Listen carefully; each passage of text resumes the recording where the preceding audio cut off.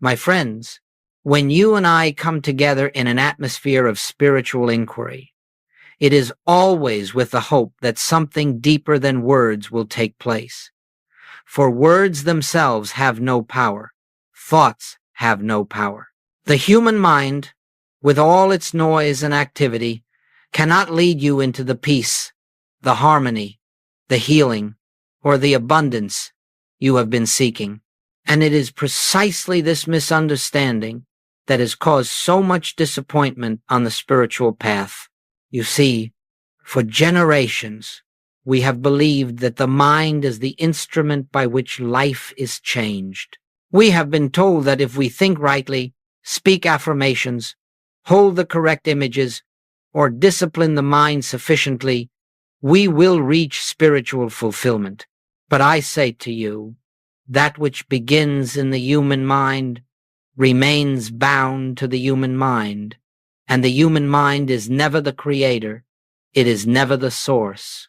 The mind is an avenue of awareness, nothing more. It is not a power, neither for good nor for evil. It cannot heal you, it cannot supply you, it cannot save you from fear or from lack. And the more earnestly you try to use the mind to obtain spiritual results, the more you bind yourself to the very limitation you wish to escape.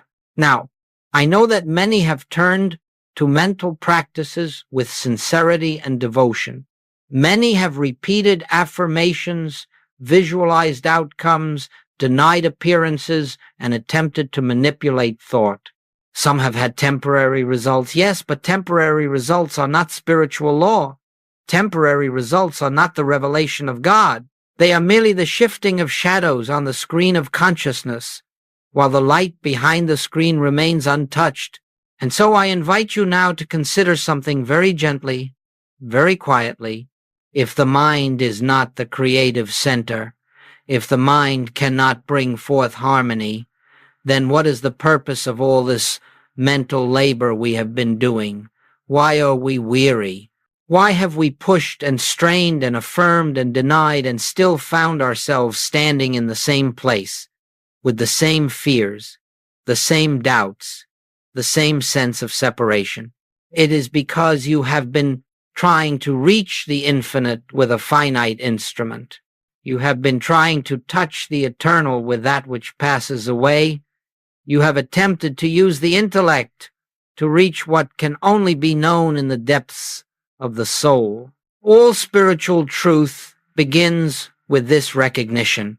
The mind is not the self. The mind is merely the servant of the self. And as long as you believe that the mind can create, attract, or manifest, you will remain separated from the very presence that already is your fulfillment. When the Master said, "I can of mine own self do nothing," he was not speaking of weakness. He was revealing a great secret. The personal, human sense of self, including its thoughts, its willpower, its affirmations, has no authority in the spiritual realm. The human self is not the doer. The human mind is not the creative power. The Father within the infinite, invisible presence is the only power. And so, my friends, if you have struggled, if you have prayed for results, if you have worked with the mind and found yourself exhausted, let us lay aside that burden now. Let us set aside the belief that mental activity can open the door to God. For the door to God does not open outward. It opens inward, and it opens not through thought, but through silence, not through effort, but through surrender, not through affirming what you believe should happen, but through recognizing what already is. In this moment, you can begin to sense a profound shift. You can begin to feel that the answer to your longing does not lie in mental striving, but in spiritual resting. You are not here to manipulate the universe into giving you peace.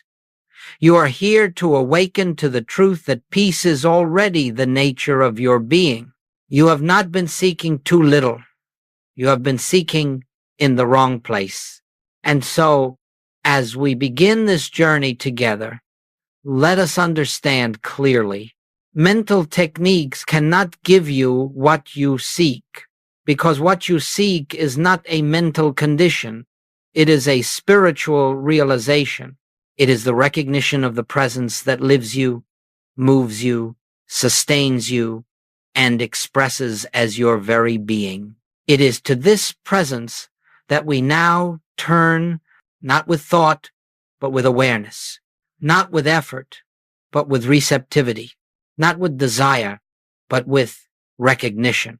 And as we proceed, you will discover why the silence, this holy, living silence, is the only true doorway to spiritual transformation.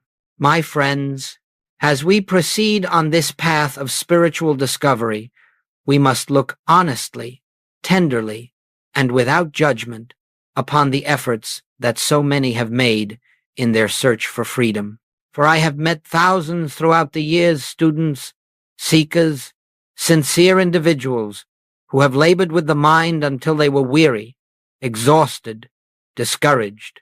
They followed practices that promised abundance, healing, success, and spiritual power. And yet they remained unsatisfied, longing, still burdened with the same problems they hoped to escape. And so it becomes necessary not to condemn these efforts, but to understand why they fail. You see, when the world speaks of manifestation, it places the human mind at the center of creation. It says, think this, and you will attract it.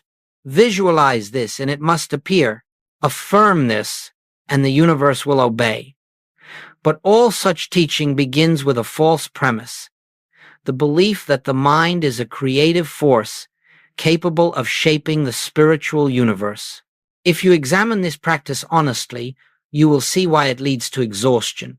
Manifestation requires constant vigilance.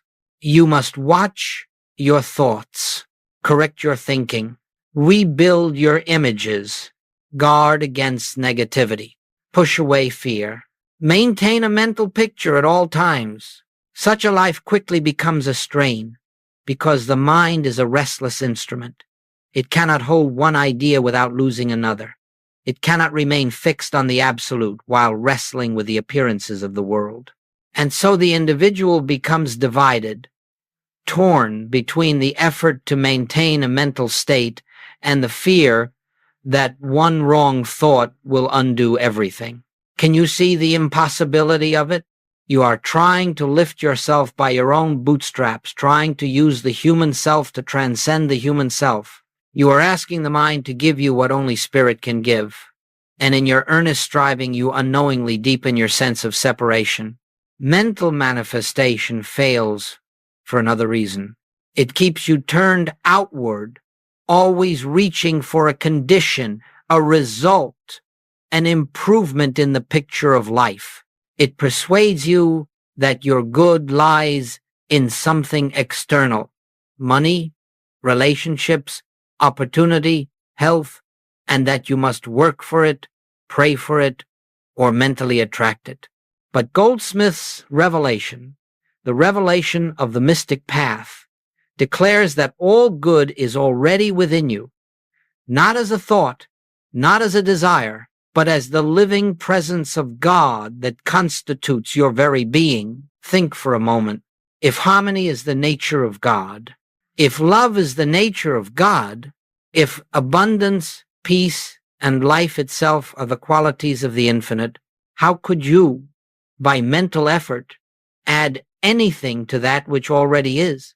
How could you improve the infinite? How could you increase that which is boundless? And yet, this is what the practitioner of mental manifestation attempts to do: improve what is already perfect by means of a limited instrument. This is why the manifestation approach leads to exhaustion. It is built upon a belief that you lack something, that you must attain something, that you must persuade the universe to deliver something. That belief alone is sufficient to keep you forever seeking. But the spiritual path is not a path of seeking. It is a path of recognizing.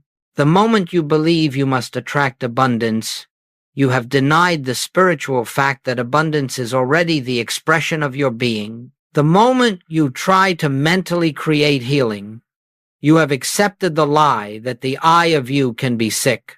The moment you try to manifest love, you have forgotten that God, the very substance of love, is your identity.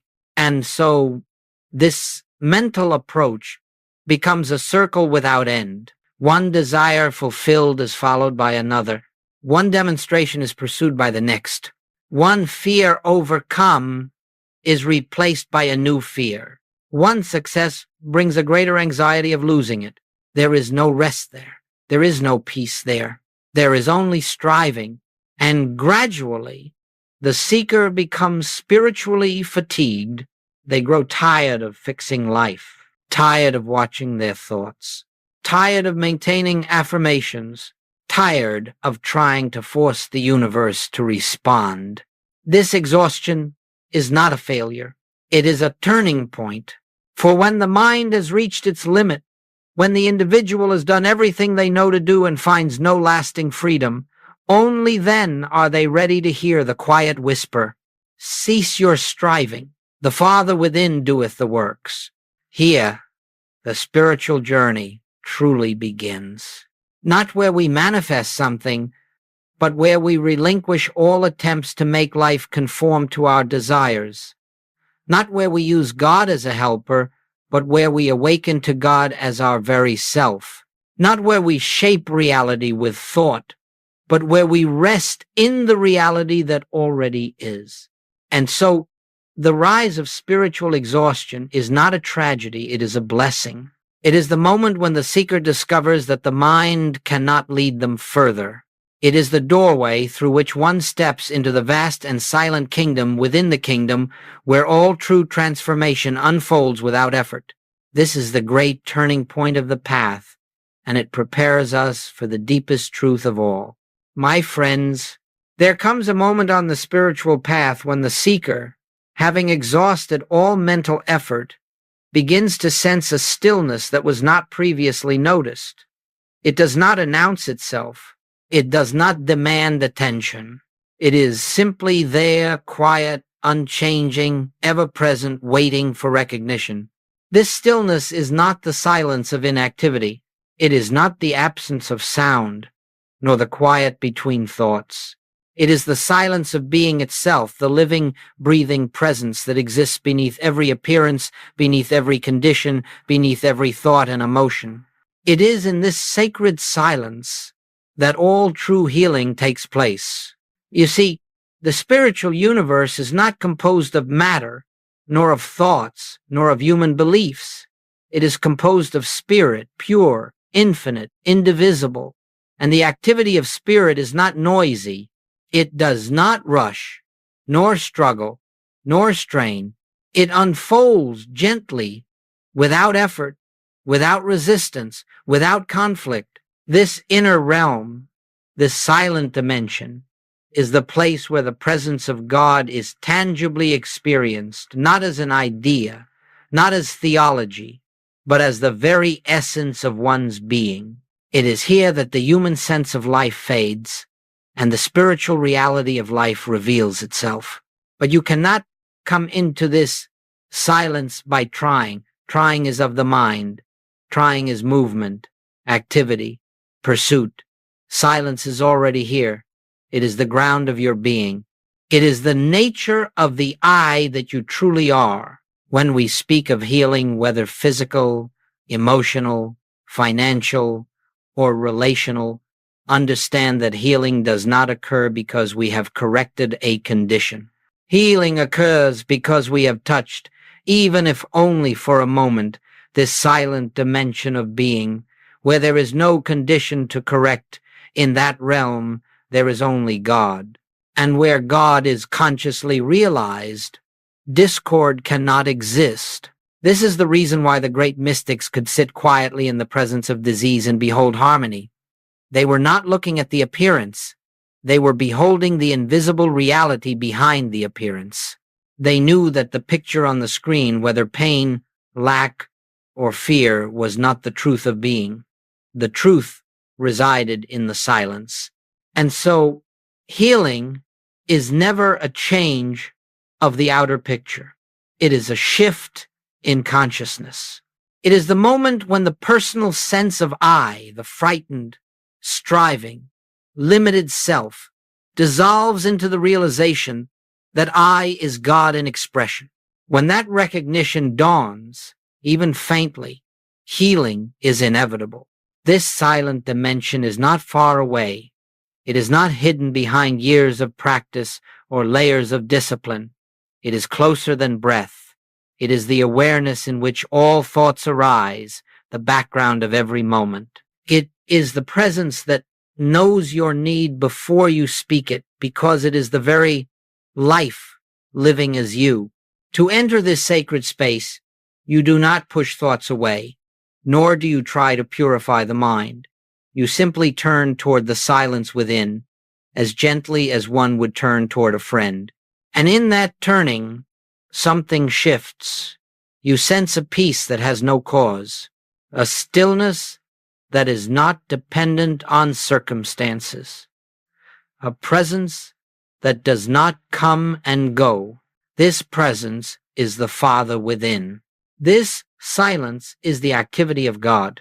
This stillness is the spiritual universe in operation. And as you rest in it, without asking, without seeking, without trying to achieve anything, grace begins its work. Not your work, but the work of the infinite invisible. And it is this work that heals, restores, supplies, guides, and perfects. Do not mistake this for passivity. It is the greatest activity in the universe. For in silence, the divine self is revealed. In silence, the hypnotism of the senses is broken. In silence, you awaken to the truth that your life is not a personal struggle, but a divine unfoldment. As you begin to touch this inner realm, you will discover something truly remarkable. The more deeply you rest in silence, the more harmoniously life unfolds without your interference. What seemed impossible becomes possible. What seemed blocked begins to open. What seemed broken begins to heal. But none of this occurs because you made it so. It occurs because you allowed the presence to reveal itself. And so, my friends, all true healing takes place in the silent dimension of being, in the recognition of the presence that has always been there, waiting only for acknowledgement. As we continue, we will explore how to abide in this presence, how to rest in it, how to practice it, not as a technique, but as a way of life. My friends, as we enter more deeply into this path, let us speak now of what I have called practicing the presence, and let us approach it gently, for it is not a method, nor a ritual, nor a discipline of the mind. It is not something you perform, nor something you master through repetition. It is not a technique to get God to act, because God is already acting as the very life of your being. No, practicing the presence is the quiet, inner recognition of what already is. It is the resting in the truth that the presence of God is here, within, closer than your own breath, the very essence of your identity. When I use the word presence, I am not referring to a distant deity. I am not speaking of some higher power outside the universe. The presence is the infinite, indivisible life which expresses itself as your consciousness. It is the spirit that is the substance of all form, the intelligence that is the source of all harmony, the love that is the fabric of all relationship. To practice the presence is to turn inward, not to the mind, but to the source of the mind. It is to acknowledge, in a moment of quietness, that underneath every thought, every feeling, every appearance, there is one life, one power, one presence. And that this presence is the I of your being. When the Master said, I and the Father are one, this was not a statement reserved for him alone. It was the revelation of a universal truth. The I that you are is not a human self, but the presence of God individualizing as you. And so practicing the presence means remembering this truth during the seemingly ordinary moments of your day. It is not a matter of speaking sacred words. It is not the repetition of a phrase.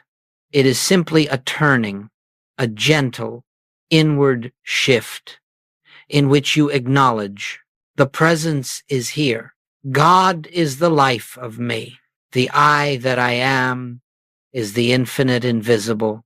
This recognition may last only a second, but that second is enough. For in that moment, the personal sense of self loosens its grip, and the true self shines forth. In that moment, fear has no foothold, because you are no longer seeking God. You are dwelling in God.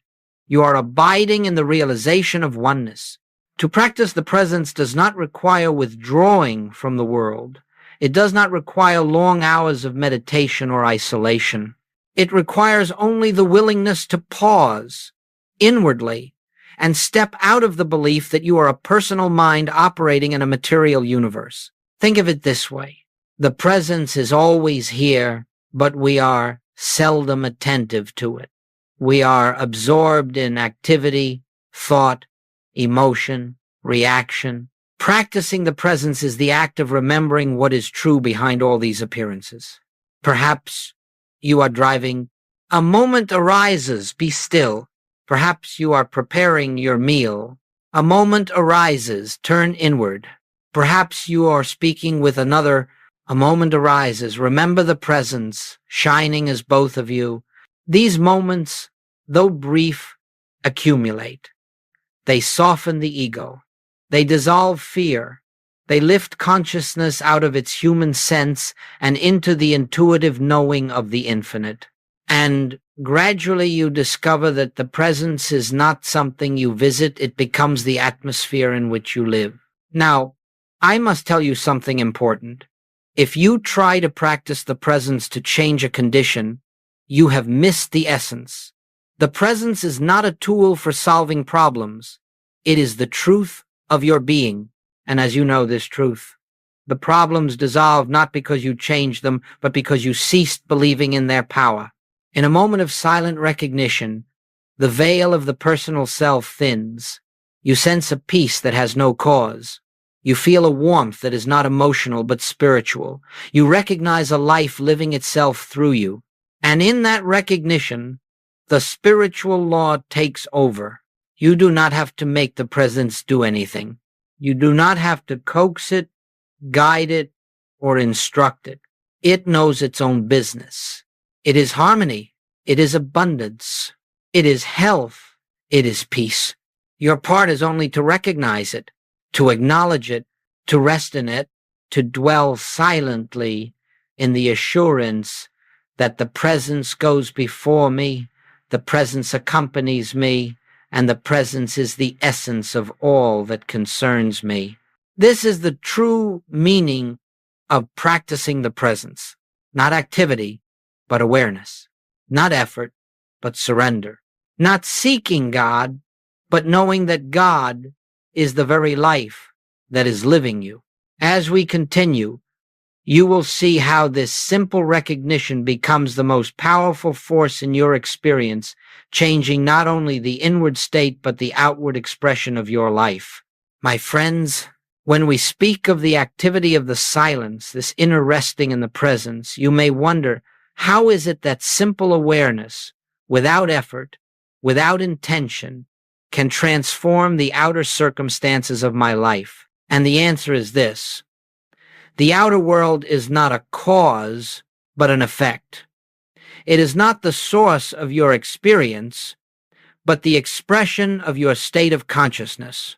Everything that appears in your life, your relationships, finances, health, opportunities, challenges, arises as the outpicturing of consciousness, not the personal human consciousness filled with fears, history, opinions, and beliefs, but the deeper consciousness, the one which is the presence and activity of God.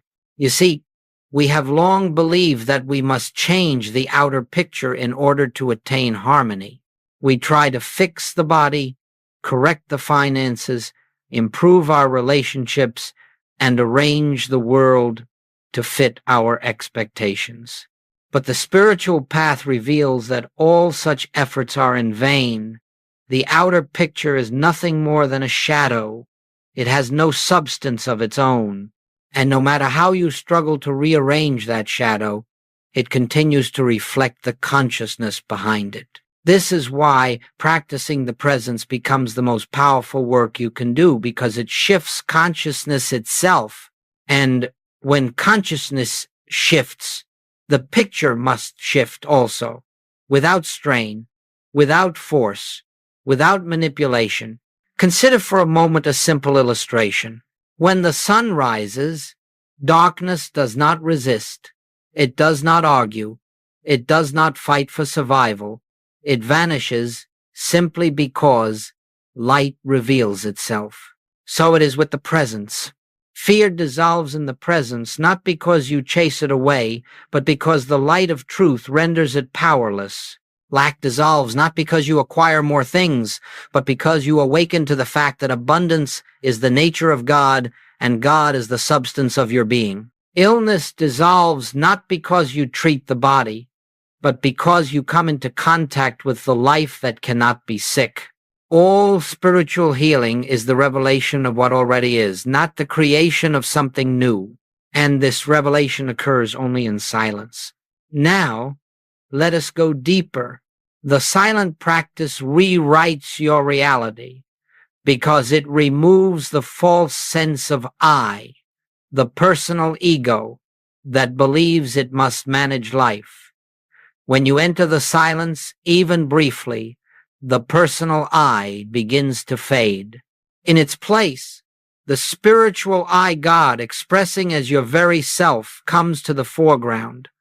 And where the spiritual I is acknowledged, harmony flows as naturally as the tide without your effort. You may think, but surely I must do something to change my circumstances. No, my friends. That is the illusion that binds humanity to suffering. When you try to change the picture, you are operating as the personal self. When you rest in the presence, you are permitting the infinite invisible to reveal itself. And the infinite invisible does not need your instruction. It simply needs your recognition. The moment you enter the silence, you are stepping out of the world of appearances. You are stepping out of fear. You are stepping out of the belief that anything external has power over you. In that moment, you are returning to your true home, the realm of spiritual reality, where only God is power, only God is substance, only God is law. From this inner center, the outer experience begins to align with the truth you have recognized, not because you willed it, but because you removed the obstruction, the belief in a self apart from God. Let us be very clear. The presence does not improve your human life. The presence reveals your spiritual life. And as this revelation unfolds, the human picture harmonizes of its own accord. It may appear as new opportunities, improved health, restored relationships, or financial sufficiency. But these are not the product of your effort. They are the natural expression of a consciousness in which God is realized. This is why the silent practice rewrites reality. Not because silence is a technique, but because silence allows the false sense of self to fall away. And when the false falls away, the true stands revealed. And what is true is always harmonious. Remember this. You do not bring harmony into your life. Harmony is already here, hidden beneath the noise of the personal mind. When the mind grows still, the harmony that has always been begins to flow into expression. This is the effortless way, the way of grace, the way of the presence lived and realized. And this, my friends, is the foundation upon which the entire spiritual life is built. My friends, there comes a moment in every sincere seeker's life when a profound inner shift begins to occur, not by struggle, not by discipline, but by grace. And this shift is what I call the great reversal, the turning away from human effort and the turning toward spiritual rest. From the moment we enter this world, we are taught to strive. We are taught to make something of ourselves, to achieve, to acquire, to correct, to control. Even on the spiritual path, this conditioning follows us. We believe we must improve our thoughts, elevate our emotions, purify our desires, and discipline our minds. And all of this, sincere though it may be, keeps us rooted in the belief that the human self has a task to perform. But the great truth of the spiritual life is that the human self can perform no spiritual work. The human mind cannot lift you into the awareness of God. The human will cannot open the doors of the infinite. And the human ego cannot enter the kingdom of heaven, for it has no existence in the realm of spirit. The great reversal begins when you perceive the futility of trying to use the personal self to reach the divine. In that holy moment, something in you surrenders, not in defeat, but in awakening. You see, for the first time, that the one who has been striving has never been the true self at all. It has been a shadow of identity, a construct of memory, fear, desire, and conditioning. And when this false identity loosens its grip, even slightly, you begin to sense a deeper I, the I that does nothing, yet all things are done through it. The I that does not strive, yet harmony unfolds in its presence. The I that does not seek God, because it is one with God. This realization is the beginning of spiritual freedom. Let us understand it clearly. Human effort operates from the belief that something is missing. Spiritual rest arises from the realization that nothing is missing. Human effort tries to acquire the good. Spiritual rest recognizes that the good is already present in its fullness. Human effort attempts to correct appearances. Spiritual rest knows that behind every appearance stands the perfect activity of God. The more you struggle, the more you affirm the power of the problem. The more you rest, the more you reveal the power of the presence. And so the great reversal is not a new effort you must undertake. It is the relinquishment of effort. It is the willingness to step aside and let the infinite invisible govern, guide, and unfold your experience. This is why the Master said, "Take my yoke upon you, for my yoke is easy and my burden is light." What is this easy yoke? It is the yoke of surrender. It is the resting in the Father within who does the works. It is the letting go of the personal sense of responsibility for life and the quiet recognition that life is living itself through you. In this reversal, you cease to live from reaction, from fear, from desire. You begin to live from presence, and soon you discover something extraordinary. The more you rest in the presence, the more life unfolds in perfect order. Without effort, solutions appear. Without struggle, relationships harmonize. Without planning, opportunities arise. Without force, the right actions become clear. This is not passivity. This is the highest form of activity. For spiritual rest is not the stillness of inaction, it is the stillness of alignment with the infinite. In this stillness, you become a transparency for God to express, and that expression is always intelligent, always loving, always harmonious. Let me say this plainly.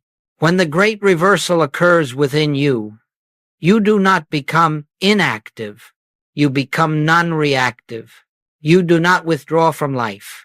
You enter life more fully, but without anxiety.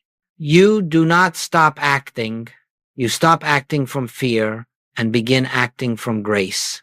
What we call miracles are simply the natural functioning of life when the personal self is no longer obstructing the flow of the divine. And all of this begins the moment you allow yourself to rest, not in resignation, but in recognition. The presence knows what you need before you ask. The presence knows how to guide your steps. The presence is the substance of your health, the source of your supply, the peace of your relationships, the direction of your path. And when you cease trying to manage life, you discover that life, God life, has already been managing everything perfectly. This is the great reversal, from effort to rest, from doing to being, from striving to surrender, from personal sense to the infinite presence. And once this reversal takes place, the spiritual journey becomes one of ease, of grace, of quiet unfoldment, for nothing is left for the human self to accomplish. God becomes the only activity, the only power, the only presence, and you simply rest, trusting, listening, abiding. My friends, let us now come to the heart of this journey, the silence. Not the silence created by closing the door, not the silence of withdrawing from activity, but the silence that exists beneath all sound, beneath all thought, beneath all striving, the silence that is the presence of God. Many have asked, how do I enter this silence? And I must answer with great gentleness. You do not enter the silence by doing anything. The silence is not a place you reach. It is the truth of your being that you uncover. It is not attained by effort. It is revealed by surrender. Let us begin very simply. Become aware, right where you are, of the simple fact that you exist. Not the thought, I exist, but the awareness of existence itself. Just that, without words, without analysis, just the quiet recognition. I am. Before any thought arises, before any desire appears, before any concept of good or bad, right or wrong, there is this pure, silent awareness of being. That is the doorway. That is the presence. That is the I. That is one with God. Do not attempt to hold this awareness. Do not try to deepen it. Do not attempt to force the mind to be still. Simply rest in the fact that something within you is already aware, already present, already alive. This inner awareness is not the human mind. It is the infinite invisible shining through the mind. It is the life of God expressing as your consciousness. Now, simply be with this awareness. If thoughts arise, let them come. If emotions surface, let them be. Do not chase them away. Do not try to quiet them. Allow them to pass like clouds drifting across the sky. You are not the thoughts. You are the awareness in which the thoughts appear. You are not the emotions. You are the presence that observes them. You are not the body. You are the life animating the body. In this realization, the mind begins to settle naturally, not because you forced it, but because you have withdrawn your belief from it. The mind becomes like a servant who, seeing that the master has ceased issuing commands, grows quiet. Now, without words, without concepts, acknowledge the presence, not as something to be summoned, not as something you must attain, but as something that is already here.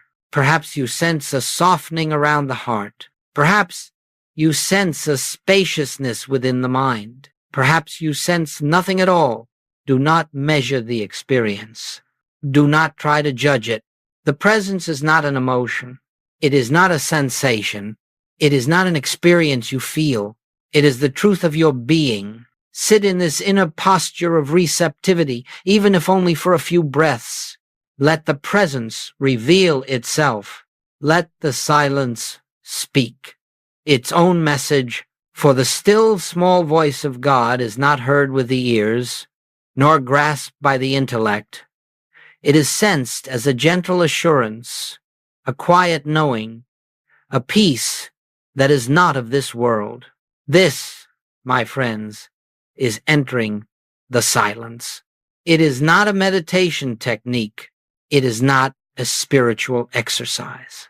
It is the return to your true self. It is the recognition that beneath the noise, beneath the activity, beneath the personality, there is a vast, boundless awareness in which all things arise and dissolve. And that awareness is the presence of God. As you rest here, something beautiful begins to happen.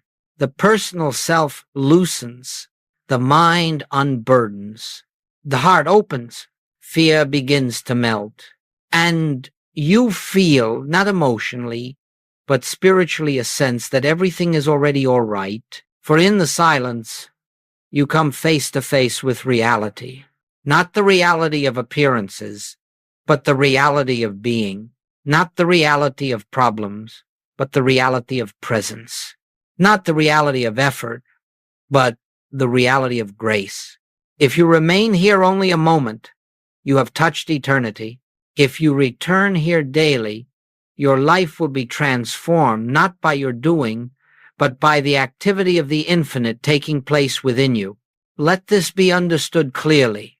You did nothing. You accomplished nothing. You made no effort. You merely stepped aside and allowed the presence to reveal itself. This is the entire secret of the spiritual path: to rest, to listen, to be, and to let God be God in you.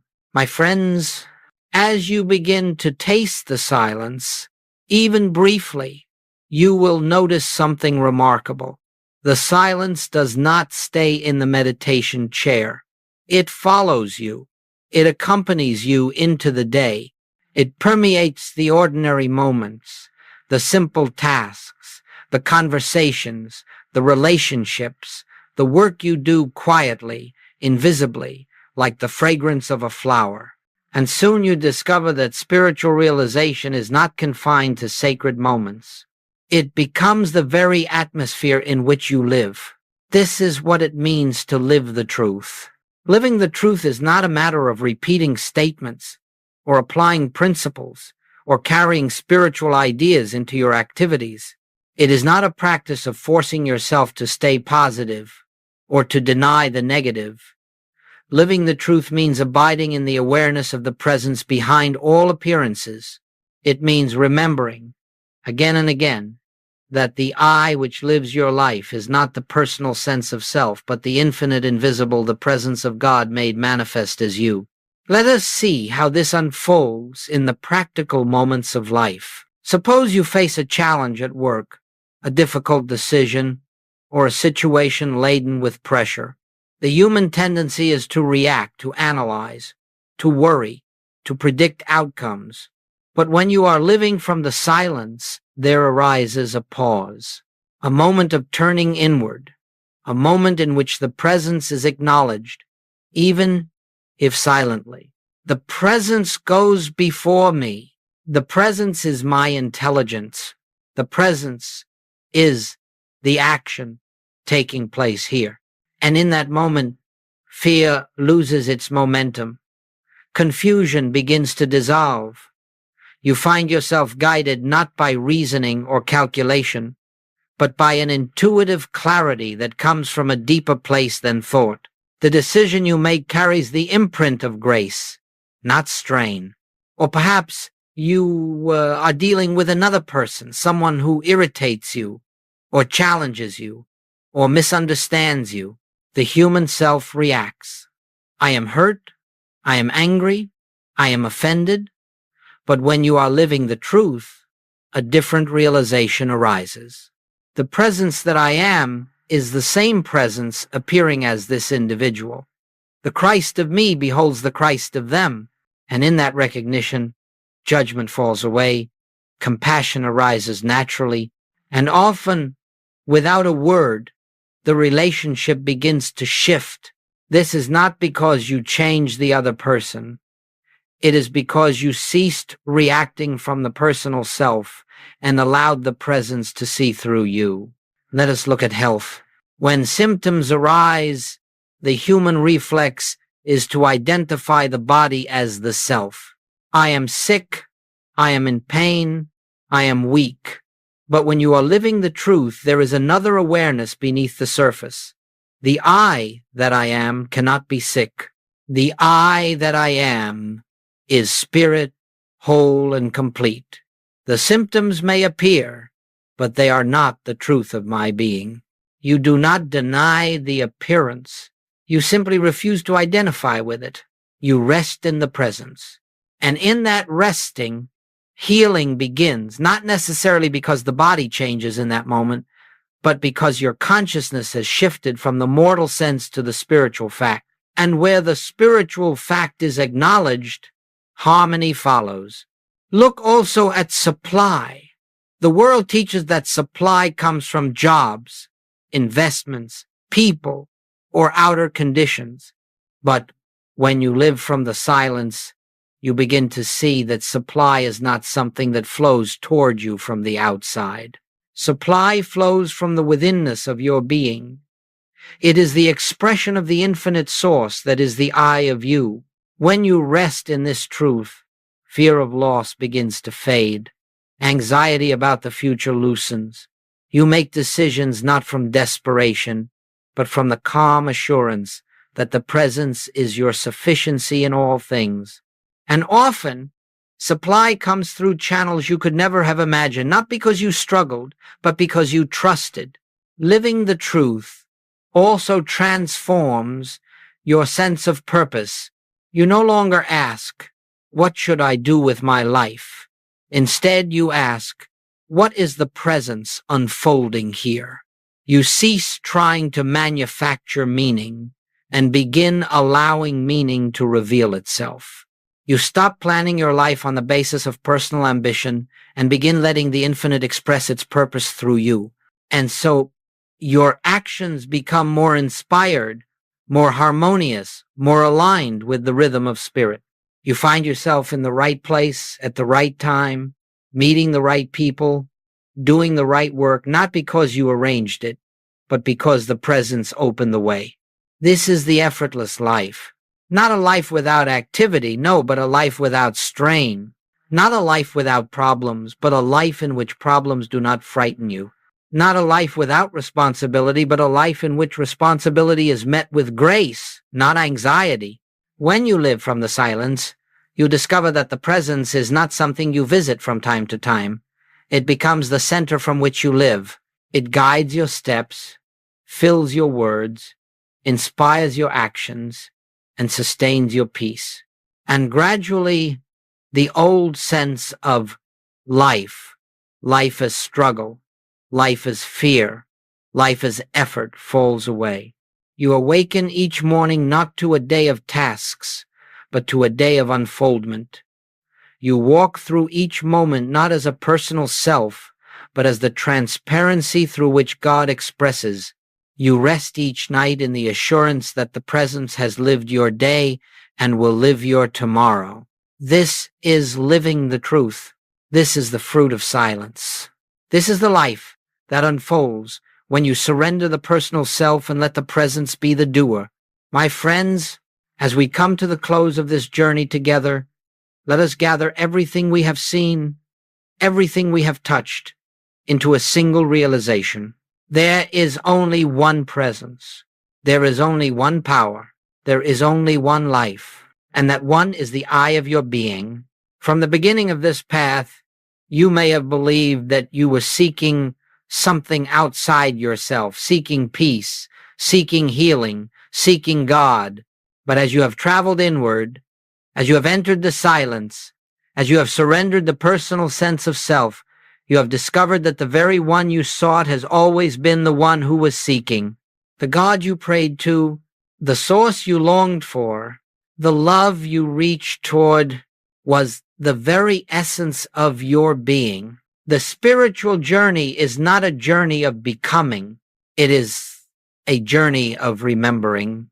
Remembering what was never lost. Remembering who you have always been.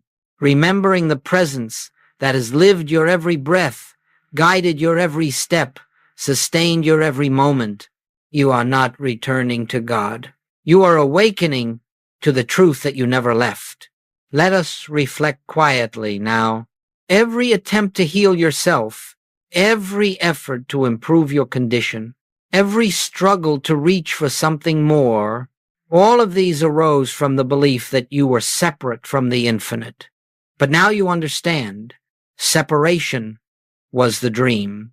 Oneness is the reality. When you rest in the silence, you feel this oneness, not as an idea, not as a philosophy, but as the living presence of God within you. It is the gentle assurance that all is well, and all has always been well, even when appearances declared otherwise. My friends, never again place your faith in the outer world. Never again believe that circumstances have power over you. Never again imagine that your good lies in people, things, or conditions. Your good lies in the presence. Your peace lies in the presence. Your healing lies in the presence. Your abundance lies in the presence. Your entire life is the unfoldment of this presence. And this presence is the I that you are. If ever you feel fear, return to the silence. If ever you feel lost, return to the silence. If ever you feel lacking, return to the silence. If ever the world seems overwhelming, return to the silence. Not as a technique, not as an escape, but as a recognition that the silence is your true home, the home of your real identity. For the presence will meet you there, not with words, not with visions, but with a peace that surpasses understanding, a love that needs no explanation, a wisdom that guides without effort. Let this be your final knowing from our time together. You do not walk this path alone. You have never walked alone. For the presence that walks beside you is the presence that walks as you. And so, when you rise from your chair, when you return to your work, when you meet your family, when you enter the world again, do not leave the silence behind. Carry it with you, softly, gently, until the boundary between silence and activity dissolves, and you realize that all of life is lived in God, and God is lived as you. Let this truth rest in your heart. The I that I am is the infinite presence expressing itself. There is nothing to fear, nothing to fix, nothing to attain, only the continual unfolding of the one life that is your life. May you abide in this knowing, may you rest in this presence, may you walk in this light, and may the silence reveal to you, moment by moment, the fullness of who you truly are,